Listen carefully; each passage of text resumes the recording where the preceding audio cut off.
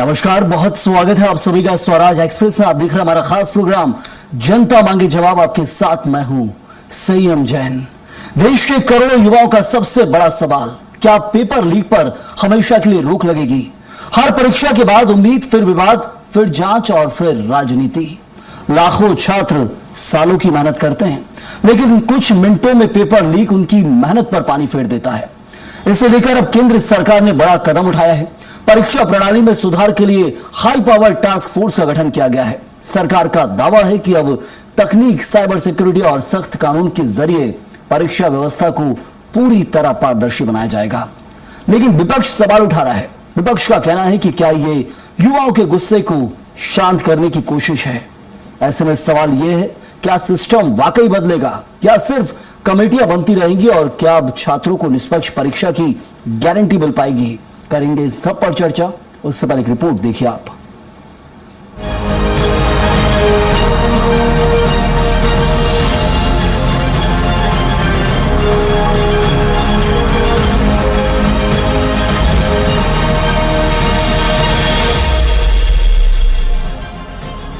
देश में लगातार सामने आए पेपर लीक के मामलों ने करोड़ों छात्रों के भरोसे को झटका दिया है।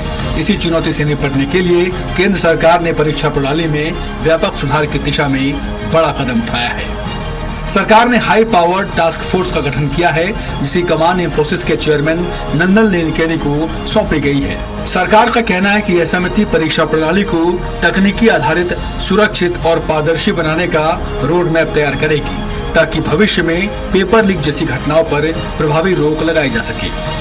पीएम नरेंद्र मोदी ने भी भरोसा दिया है कि समिति की सिफारिशों के आधार पर परीक्षा व्यवस्था में बड़े और स्थायी सुधार किए जाएंगे। केंद्र सरकार के फैसले का छत्तीसगढ़ के मुख्यमंत्री विष्णुदेव साय ने स्वागत किया है और कहा कि ये युवाओं की चिंता करते हुए केंद्र सरकार ने बड़ा कदम उठाया है। लेकिन पूर्व मुख्यमंत्री भूपेश बघेल ने केंद्र सरकार पर निशाना साधते हुए कहा कि केवल चेहरे बदलने से व्यवस्था नहीं बदलती। बिल्कुल उनका बहुत बहुत धन्यवाद करते हैं। उन्होंने युवाओं की चिंता की है, वैसे तो चिंता करते ही रहे हैं, लेकिन जो पेपर लीक का मामला है, इसके लिए कठोर कानून वो बना रहे हैं। पहले कैबिनेट में निर्णय लिए, अब वो पार्लियामेंट में कानून बन रहा है, तो इस तरह की पुनरावृत्ति आगे चल के नहीं होगी। एग्जाम में भी पूरे, चाहे यूनिवर्सिटी में सारे आरएसएस के लोग भरे पड़े हैं। इनकी नीयत ही ठीक नहीं है।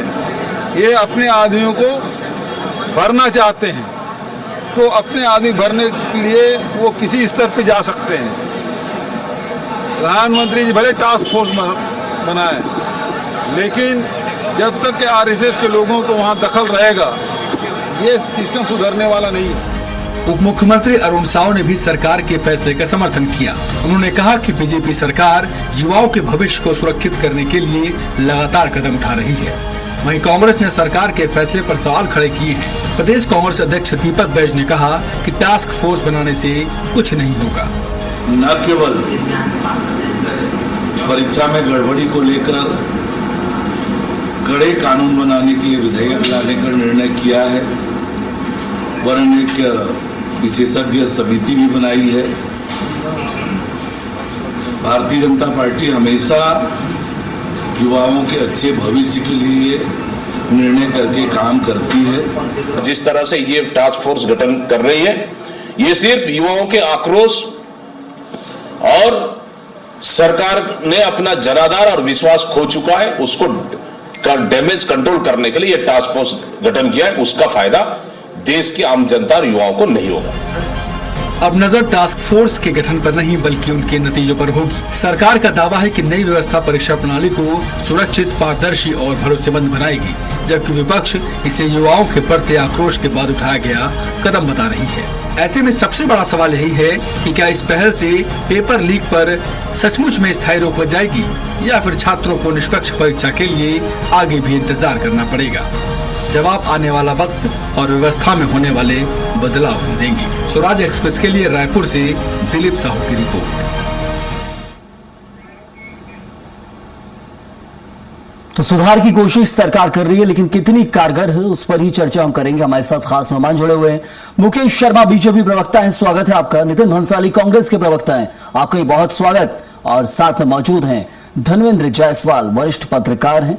बहुत स्वागत आपका भी इस चर्चा में जुड़ने के लिए धर्मेंद्र जी। और मुकेश जी, देखिए जो पेपर लीक का मामला था वो बड़ा चर्चाओं में रहा, और चर्चाएं क्या कहें, इस वक्त तो बहुत बड़ा बदलाव भी देखने को मिला।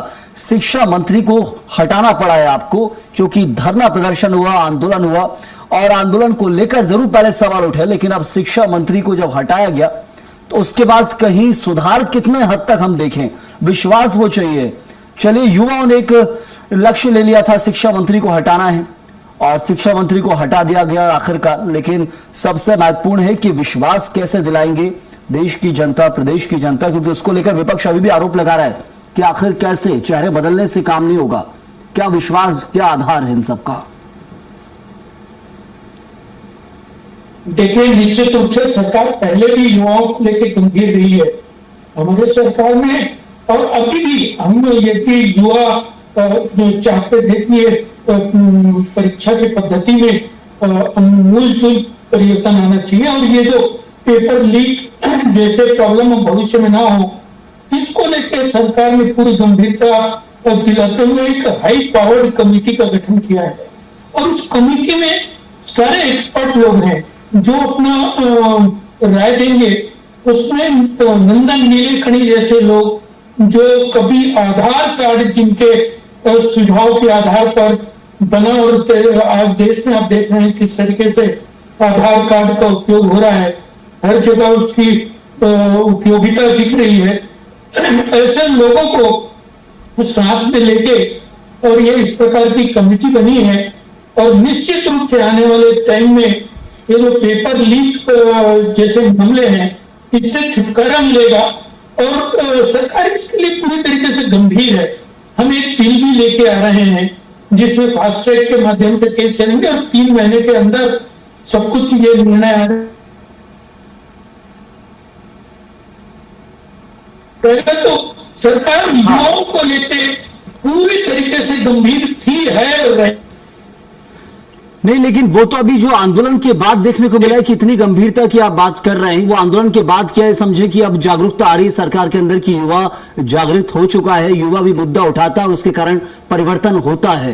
क्योंकि लंबा समय लग गया था केंद्रीय शिक्षा मंत्री का जब इस्तीफा मांगा जा रहा था युवाओं के द्वारा कि आखिर गड़बड़ी है तो जिम्मेदारी भी होनी चाहिए।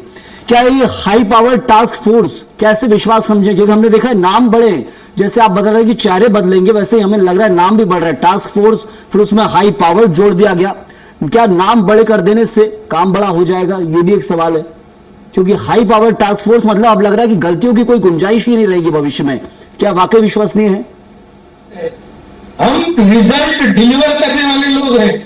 हम खाली ये एक पहला काम नहीं है। हाँ। इसके पहले भी हमने जो काम किए हैं, भारतीय जनता पार्टी की सरकार ने जो काम किया, चाहे वो धारा 370 हटाने की बात हो, चाहे फिर वो राम मंदिर बनाने की बात हो, और लगातार ऐसे डिलीवर हमने किया है। पहलगांव की बात में किस तरह से एयर स्ट्राइक करने का काम हमने किया है, देश के आंतरिक सुरक्षा को व्यवस्थित करने का काम हमने किया है। तो लगातार इस प्रकार के काम भारतीय जनता पार्टी करते आई, और पूरे ईमानदारी से। हम राजनीति, हर मुद्दे पर राजनीति नहीं देखते हैं। युवाओं के मुद्दे पर तो कभी भी राजनीति हावी नहीं होने दिया हमने, और आज भी युवाओं के मुद्दे पर राजनीति नहीं करना चाहते। युवाओं के साथ न्याय होना चाहिए, युवाओं का भविष्य सुरक्षित होना चाहिए, युवाओं का भविष्य अच्छा होना चाहिए। इसके लिए सरकार पूरी तरीके जी यहाँ पर देखिए, ये बिल्कुल विश्वसनीय है। देर आए दुरुस्त आए, क्या ये समझेंगे? क्या प्रधानमंत्री नरेंद्र मोदी वीडियोस जारी कर रहे हैं, युवाओं से संवाद करने की कोशिश कर रहे हैं, वो युवा समझ रहे हैं कि कोशिश कितनी कारगर है, लेकिन विश्वास दिलाया जा रहा है सरकार के द्वारा कि हाई पावर्ड टास्क फोर्स, नाम बड़ा है, काम बड़े होंगे। विश्वास कांग्रेस को नहीं है क्या? बहुत देर कर दी। आपने कहा ना कि देर आए दुरुस्त आए, दुरुस्त दुरुस्त कुछ नहीं आए हैं। 10 सालों में 152 पेपर लीक हुए, जिसमें 7.5 करोड़ परीक्षार्थी अभ्यर्थी जो है इससे प्रभावित हुए। नीट की 2021 से 2026 तक के जो एग्जाम्स हुई, उसमें 140 छात्रों ने इस पेपर लीक की वजह से आत्महत्या की। बड़ा अच्छा नाम रखा है क्या, हाई पावर टास्क फोर्स। ये सिर्फ नाम है, अब ये टास्क फोर्स क्या करेगा ये तो समझ से परे है। पर ये यदि कहते हैं कि हमने बहुत शिक्षा प्रणाली को मजबूत बना दिया, तो इसका मतलब कमजोर थी, ये माना। लाखों छात्र वहां पर आंदोलन कर रहे थे और सबकी एक ही मांग थी कि धर्मेंद्र प्रधान इस्तीफा दो। 36 दिन क्या लग गया धर्मेंद्र प्रधान को रिजाइन करने में? हर घड़ी चोटी की इन्होंने उस मंत्री को बचाने की। और देखिए, एक मंत्री के, धर्मेंद्र प्रधान के इस्तीफे से छात्रों में, युवाओं में, देश की जनता में जश्न का माहौल है, खुशी है, इतने खुश है। तो आप सोचो परेशान और दुखी कितने लोग होंगे। तो ये दुख नहीं देना था और पहले रिजाइन करवा देना था। तो ये जो टास्क फोर्स और ये जो ला रहे हैं, जैसा अभी मैं और भी भूपेश जी को भी सुन रहा था, वो कह रहे थे कि सारी यूनिवर्सिटीज में आरएसएस के लोगों को भरा हुआ है, तो हम कैसे उम्मीद कर सकते हैं कि शिक्षा जो है यहाँ की जो सुधरेगी। और दूसरी बात, लगातार पेपर लीक होना, उसके बाद अपनी जिम्मेदारियों से भागना, खाली ये एक मुद्दा नहीं है। अभी ये थोड़ी देर पहले मेरे बीजेपी के साथी राम मंदिर में भी पहुंच गए थे, तो अभी राम मंदिर चोरी वाला मामला भी बाकी है और वो एथेनॉल वाला मामला भी बाकी है। ये लड़ाई जो शुरू हुई है, ये लड़ाई की शुरुआत है, अंत नहीं है। बहुत से मोर्चों पर ये सरकार जो है, केंद्र में भी और राज्य में भी विफल है और जनता का भरोसा। नितिन जी, अंत कहाँ होगा? क्योंकि जंग के मुद्दे आप बहुत बता रहे हैं, लड़ाई के मुद्दे बहुत बता रहे हैं, अंत कहाँ पर होगा फिर इन सब लड़ाई का? अंत तो तभी होगा जब इनकी बेदखली होगी सरकार से। 2029 में अंत हो जाएगा, जब ये सत्ता से बेदखल हो जाएंगे। 36 दिन आंदोलन चला, लाठी चार्ज हुआ, आंसू गैस के गोले छोड़े गए, बंदूकें चलाई गई, प्लास्टिक की गोलियां चलाई गई, जिससे छात्र घायल हुए। एक छात्र की आंख में इतनी गंभीर चोट है कि उसकी आंख की रोशनी लौटने की संभावना नहीं है। कई छात्रों के फ्रैक्चर हुए, उनका क्या? अभी 1 करोड़ मुआवजे की भी बात हुई है कि जिन छात्रों ने आत्महत्या की है उनके परिवारों को 1 करोड़ रुपए मुआवजा भी दिया जाए। अभी उस पे भी कोई निर्णय नहीं हुआ है। देखते हैं, अभी ये आंदोलन जो है मुझे लगता है अस्थायी रूप से रुका हुआ है, अभी इसमें पूर्ण रूप से समाधान नहीं हुआ है। बार बार इंस्टाग्राम में और सोशल मीडिया पर सेल्फी लेके वीडियो बनाने से और संदेश जारी करने से कुछ नहीं होने वाला है। ये आपकी हाई लेवल टास्क फोर्स जो आप नाम दे रहे हैं, ये कैसा काम करेगी आगे भविष्य में, और इसमें और क्या क्या महत्वपूर्ण चीजों को जोड़ा जाएगा, ये देखना होगा। चलिए, बाकी प्रदर्शन जो हुआ, उसके बाद लाठीचार्ज हुआ, वो वाकई दुखदायी था, हम सब जानते हैं। और उसके बाद ही जो आक्रोश देखने को मिला है, तब जाकर सरकार ने एक्शन लिया। Dharmendra ji, high power task force क्या लग रहा है कितनी निष्पक्ष? क्योंकि कहा जा रहा है कि वो उसमें कोई आरएसएस के लोग भी मिले हुए हैं। अब क्या इसमें भी कुछ गड़बड़ी है क्या? क्योंकि यहां तो कहा जा रहा है कि हाई पावर टास्क फोर्स, नाम बहुत बड़ा है, पहले टास्क फोर्स था, फिर और प्रदर्शन उग्र हुआ तो हाई पावर्ड हो गया। कोई कमी नहीं छोड़ी जा रही है बड़ा बताने में। कितनी बड़ी है ये टास्क फोर्स, कितना कारगर देखते हैं? संजय जी, आपको और को-पैनलिस्ट के साथ सारे दर्शकों को मेरा नमस्कार। देखिए, बिल्कुल सही है जो भूपेश बघेल जी ने कहा कि सारे विश्वविद्यालयों में, सारे शिक्षा संस्थानों में, सारे एकेडमीज में, सारे इंस्टीट्यूशंस में संघ के लोगों को पदस्थ कर दिया गया है। ये भारतीय जनता पार्टी की सरकार का वैचारिक अनुष्ठान है, अधिष्ठान है। भारतीय जनता पार्टी चाहती है कि देश की शिक्षा व्यवस्था संघनिष्ठ हो, राष्ट्रनिष्ठ हो, तो स्वाभाविक रूप से संघ के लोग वहां बिठाए जाएंगे ताकि उस तरह की व्यवस्था बनाई जा सके। ये हाई पावर्ड कमेटी में जो लोग हैं, उनको लेकर के जो कांग्रेस आरोप लगा रही है, वो कांग्रेस का आरोप नहीं है, वो सच्चाई है। और ये भारतीय जनता पार्टी ने सोच समझ करके किया है। भारतीय जनता पार्टी स्पष्ट तौर पर शिक्षा व्यवस्था में बदलाव चाहती है, और जिस तरह का बदलाव चाहती है उसके लिए जिस वैचारिक अधिष्ठान की आवश्यकता है, वैसे चेहरों को वहां शामिल किया गया है ताकि उस तरह की व्यवस्था इस देश में बनाई जा सके। जो मैकाले की शिक्षा व्यवस्था है वो समाप्त करनी है। इसके साथ साथ जो वामपंथी विचारधारा के जो इतिहासकार और शिक्षाविद रहे, उन्होंने जो प्रणाली विकसित की है उसको समाप्त करना है, तो निश्चित तौर पर संघनिष्ठ लोगों को लाया जाएगा। तो भूपेश बघेल जी ने बिल्कुल सही बात कही है, और इसमें छिपाने जैसी कोई बात नहीं है, दबाने जैसी कोई बात नहीं है। और भारतीय जनता पार्टी को खुलकर यह स्वीकार करना चाहिए कि हाँ, हमने संघनिष्ठ लोगों को इस कमेटी में रखा है। जहां तक शिक्षा व्यवस्था में सुधार की आवश्यकता है तो वो निरंतर चलने वाली प्रक्रिया है। काफी लंबे समय से इस देश में जो शिक्षा व्यवस्था बनी हुई है वो काफी लचर है, काफी सड़ा गला है, घिसा पीटा है। उसको व्यवस्थित करने की, उसको ठीक करने की जरूरत है। लेकिन भारतीय जनता पार्टी की सरकार ने ये जिम्मेदारी दी थी धर्मेंद्र प्रधान को।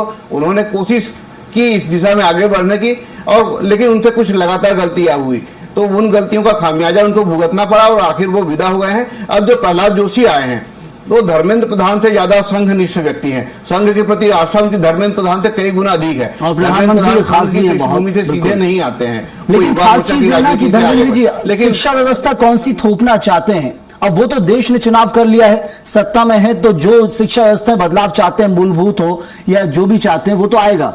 बात है कि आप जो व्यवस्था दे रहे हैं वो पारदर्शी रहे। जैसे कि अब परीक्षा को लेकर जब सवाल उठता है कि पेपर लीक की बात आई, तो ऐसी कम से कम लीकेज तो ना रहे। व्यवस्था आप दे रहे हैं ठीक है, वो तो जो है सो है क्योंकि चुनाव किया है आपका, लेकिन व्यवस्था में लीकेज ना हो। क्या ये टास्क फोर्स वाकई तय कर पाएगा कि आगे भविष्य में लीकेज ना हो, पेपर लीक जैसी घटनाएं ना हो? सही, निश्चित तौर पर आपका सवाल बहुत गंभीर है। आपने जो कहा उसकी व्यवस्था ये कमेटी करेगी, इसकी उम्मीद की जानी चाहिए। और जो हाई पावर टास्क फोर्स जो बनी है, हाँ। निश्चित तौर पर उन कमियों को दूर करने के लिए बनाई गई है जो लेकुना रह गए हैं, क्योंकि ये हाईटेक एरा है और तमाम तरह के हाईटेक सिस्टम काम करते हैं। ऐसे में जो पुरानी शिक्षा व्यवस्था थी उसमें इनको इन लीकेज को बंद करने का कोई तरीका नहीं था। अब इस तरीके की व्यवस्था बनाने की जरूरत इस देश को महसूस हो रही है कि किसी तरह की कोई लीकेज न रहे, और इस तरह के जो पर्चे लीक होते हैं, जो परीक्षा व्यवस्था में त्रुटियां होती है, जो सवाल गलत प्रश्न पत्र में शामिल कर लिए जाते हैं, फिर बाद में उसको सुधारना पड़ता है। और इसके अलावा जो शिक्षा प्रणाली है उसको कैसे व्यवस्थित किया जाए, ये कमेटी उस पर विचार करेगी, लोगों से सुझाव लेगी, तमाम जो शिक्षाविद हैं उनसे राय मशविरा करेगी, जो अलग अलग जो सेगमेंट के लोग हैं उनके साथ बातचीत होगी, और उसके बाद जो नीति बनकर के केंद्र सरकार को सौंपी जाएगी। तो उम्मीद की जानी चाहिए कि एक बेहतर व्यवस्था इस देश में लागू होगी और इस तरह की जो कमियां हैं उसको दूर करने का प्रयास किया जाएगा। बिल्कुल, ये इस वक्त हम एक तरीके से समझ सकते हैं कि कोशिश जो की जा रही है। अब कितने इसके भविष्य में परिणाम आएंगे मुकेश जी, सबसे जरूरी होता है कि जो पुराने पापी रहे, यानी कि जिनके कारण ये पेपर लीक की घटना घटी है, प्रधानमंत्री बार बार कह रहे हैं कि उन्हें कड़ी से कड़ी सजा दी जाएगी, अभी सलाखों के पीछे हैं, लेकिन कड़ी सजा ही उदाहरण बनेगी। ऐसे कानून बहुत कड़े हैं, रेप को लेकर हो, डकैती को लेकर बहुत कड़े कानून है, लेकिन फिर भी घटनाएं होती हैं, जघन्य वारदातें होती हैं। पेपर लीक जैसी घटना भले ही आज तक इतिहास में जघन्य ना मानी जाती हो, लेकिन देखिए कितना बड़ा आंदोलन कर दिया, जघन्य वारदातों से बड़ा आंदोलन उसने कर दिया पेपर लीक ने, क्योंकि भविष्य से खिलवाड़ है युवाओं के। जब तक उदाहरण पेश नहीं होगा सही, तब तक सुधार नहीं होगा। क्या मानती है सरकार कि जो अभी पुराने पापी हैं, जो आरोपी रहे हैं, उनको सजा जल्द से जल्द दी जाए? क्योंकि आज ही कोर्ट की पेश में बताया जा रहा है, स्पेशल कोर्ट में पेशी हुई तो सीबीआई की तरफ से वकील नहीं था। ये भी एक अपने आप में गंभीर सवाल है। फिर अगली तारीख मिल गई है, स्पेशल कोर्ट है, लेकिन फिर भी कहीं ना कहीं लीकेज है। देखिए, सबसे पहले समझ चाहिए कि ये हाई पावर जो टास्क फोर्स कमेटी बनी है, ये किस लिए है। पहली बात ये समझने की जरूरत है कि ये कमेटी क्या करने वाली है। तो कहीं ना कहीं जब देश के अंदर में तो कुछ नया व्यवस्था बनाना था, तो आधार कार्ड जैसे जिनके दिमाग का खोज हो, ऐसे व्यक्ति को किसी अलग नाम से जोड़ के किसी कांग्रेस पार्टी द्वारा उसको जबरदस्ती विवादित करने का काम करना, ये कांग्रेस पार्टी अब जो है राजनीति करते करते नरेंद्र मोदी को गाली देते देते अब राष्ट्र का हित करने में जुट गई है। इनको ये नहीं मालूम है कि आंदोलन किसी का है, तो ये परजीवी आंदोलन कोई कर रहा है, आंदोलन में आके अपना स्थान बनाना, राजनीति करने की कोशिश करना, कांग्रेस पार्टी को समझ में आ गया है। आंदोलन में स्थान तो बनाएंगे, मजबूरी है ना। बच्चों को यदि मारा पीटा जा रहा है तो विपक्ष कब तक शांत रहेगा? कोई तो आवाज उठाएगा। विपक्ष का काम वही रहता है। वो संसद पहुंच रहे थे, ये पीएम आवास पहुंच गए। आखिर विपक्ष शांत रहेगा तो उस पर भी जनता को सवाल उठाना है। कांग्रेस पार्टी अब इनको समझ में नहीं आ रहा है क्या करना है। एक भी काम युवाओं के लिए ये छात्रों पर लाठी चार्ज करने के लिए, आंसू गैस का गोला छोड़ने के लिए है। अरे इनको कुछ मालूम ही नहीं है। ये खाली बात करेंगे, दुनिया की बात करेंगे। एक काम किया हो, पीएससी घोटाले करने वाले लोग किस मुंह से बात करते हैं युवाओं के हित के? सीएससी घोटाला करके सीएससी घोटाला छत्तीसगढ़ के लगा रहे हैं, वो अभी युवाओं को हाथ मारने वाले युवाओं के हाथ में। और देखिए इस बात मेरा प्रदेश को लेकर नहीं, देश को लेकर जो मुद्दा है कि पुराने जो आरोपी बनाए गए कि उनको सजा तक पहुंचाया जा सकता है, ये सबसे बड़ा सवाल था। वो जवाब अभी मुझे मिला नहीं। नितिन जी, आपसे मेरा सवाल है, क्या अब लग रहा है कि कोई सुधार होगा? क्योंकि जिस तरीके मुकेश जी मेरे पास समय समाप्त हो रहा है, मैं लौटूंगा यदि समय बचा तो आपके पास। नितिन जी, कितना देखते हैं यदि इस वक्त सुधार की बात की जा रही है, कोशिश कर रही है सरकार, इससे और क्या कर सकती है? क्या कुछ विपक्ष की राय इस पूरे मुद्दे को लेकर? बहुत छोटे जाना चाहूंगा। प्रदेश में शिक्षा मंत्री है वो संयम भाई। हाँ, प्रदेश में, छत्तीसगढ़ प्रदेश में शिक्षा मंत्री है गजेंद्र यादव जी, जिनके अभी शिक्षा मंत्री रहते हुए 12वीं का पेपर लीक हो गया।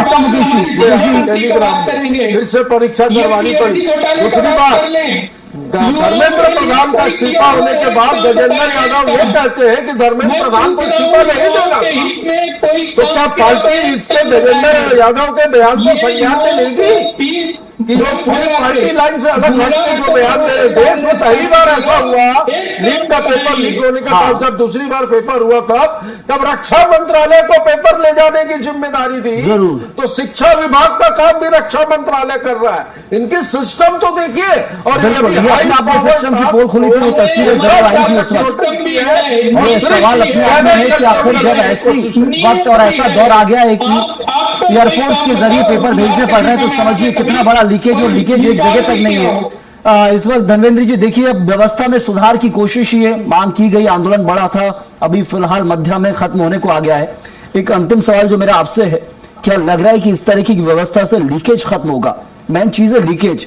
आप कौन सी व्यवस्था थोपना चाहते हैं वो तो अब जनता ने चुनाव किया है तो थोपेंगे, ठीक है, जो आएगी स्वीकार किया जाएगा, नहीं होगा तो विरोध होगा। क्या लीकेज खत्म होगा? जो पेपर लीक की घटना है इस कमेटी के जरिए वो हम समझें कुछ ऐसा हल निकलेगा? संयम जी, देखिए, इस देश में जो कानून बने हुए हैं ना, उसमें से आप किसी भी कानून को कमजोर या गलत नहीं कर सकते। जो ये जो सार्वजनिक परीक्षा अधिनियम 2024 है, वो भी कोई कमजोर कानून नहीं है। हाँ। 152 केस इस देश में हुए हैं, केवल 2 पर कन्विक्शन हो पाया है। सवाल इच्छा शक्ति का है, सवाल जो कानून है उसको लागू करने का है, सवाल आपकी जो जांच एजेंसियां हैं उनके काम करने का है। जांच एजेंसियां यदि ठीक से जांच कर पाती हैं, सारे तथ्य और सबूत जुटा पाती हैं, तो न्यायालय से उनको जरूर सजा मिलती। यदि 152 मामले में सिर्फ 2 पर सजा हो पाई है, तो इससे इस देश की जो जांच एजेंसियां हैं उनकी क्षमता, उनकी कार्यक्षमता, उनकी सक्षमता पर सवाल उठते हैं। यदि जांच एजेंसियां सक्षम होती तो ये कन्विक्शन का रेट केवल 2 नहीं होता, बल्कि ये अधिक होता। तो कानून तो बढ़िया बने हुए हैं, अभी जो बना रहे हैं वो भी कोई खराब नहीं है, वो भी बढ़िया कानून है। जो परीक्षा संशोधन विधेयक लाया गया वो उसमें सजा और कड़ी की गई है, जुर्माना और बढ़ाया गया है। इसकी आवश्यकता तब नहीं थी जब जांच एजेंसियां ठीक से काम कर लेती। यदि सरकार की इच्छा शक्ति उसमें दिखाई देती कि जो इस तरह के मामले उजागर हुए हैं उसमें कठोरता से कार्रवाई हो, कठोरता से जांच हो और समय पर चार्जशीट पुटअप हो और अदालत के सामने सारे तथ्य प्रमुखता से रखे जाए ताकि उस पर सजा हो सके।